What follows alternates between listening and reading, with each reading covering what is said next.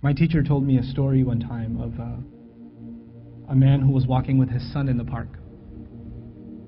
And they're walking together, and his son looked at a crow in a tree. And he said, "Baba, what's that?" It's like a 2-year-old kid. Baba said, "It's a crow."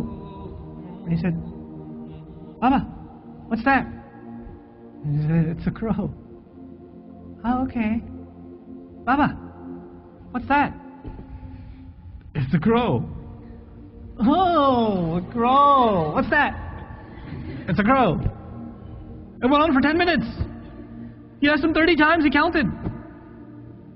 Dad kept a score, and he put it in his little journal.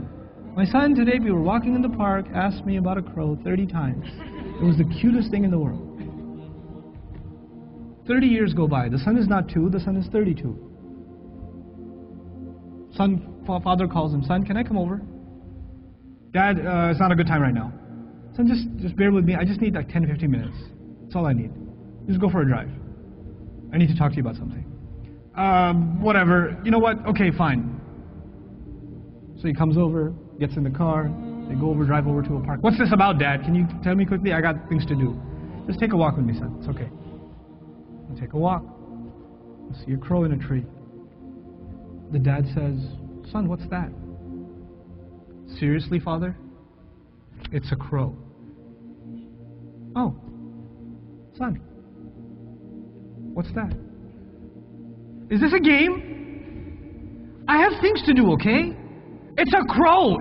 You can't see, I just got you new glasses last month. Why is this happening to me? Dad, why are you so difficult? I don't understand what the problem is. Just tell me what you really want. I'm busy, okay?" The dad pulls out his journal. He says, "Son, this is something that happened 30 years ago. We were walking down this park. You saw a crow. And you asked me 30 times. And I gave you a smile every time. You couldn't handle twice. What are we giving our parents?" I'm not even bringing Allah into the picture. The fact that Allah mentioned Himself and then mentioned His parents is, you think about that. But what have they done for us and what have we done for them? What have we done for them? How many parents leave, like their children are in ICUs, and they stand there and hovering over this little glass box with a baby inside, 24 hours a day, 7 days a week, standing in a hospital, not even sitting down, standing in a hospital, like feeding off of like vending machines. And that same kid grows up and doesn't have the time to call. That same kid. You know? How many mothers almost died giving birth? Almost died giving birth. And now it's so difficult to respond to her call. Or to just give her just a couple of minutes a day. Just let her feel a little important. You know how unfair that is, that you were the most important thing to them and they are so insignificant to you? How unfair that is? You know? They carry that pain with them every day, that I am nothing to my children. I mean nothing to them, worthless to them. You know, they have no time for me. When something is worth something to you, it gets your time. Most of you at this age, you want to just get away from your parents. You just want to be with your friends. You want to be on your own. You just don't want to be with your parents. You know?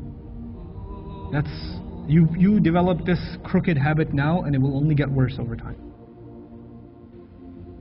Our parents have very, very, very strong emotions. They're very protective of us.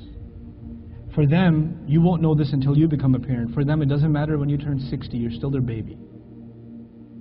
They still remember changing your diaper. They still remember feeding you milk. They still remember burping you and cleaning up after you peed in the back seat. They still remember that. You don't remember that, they remember that. My son won't remember that. I'll think, I gotta go. Then all of a sudden he stops complaining and like, oh, time to roll down the windows.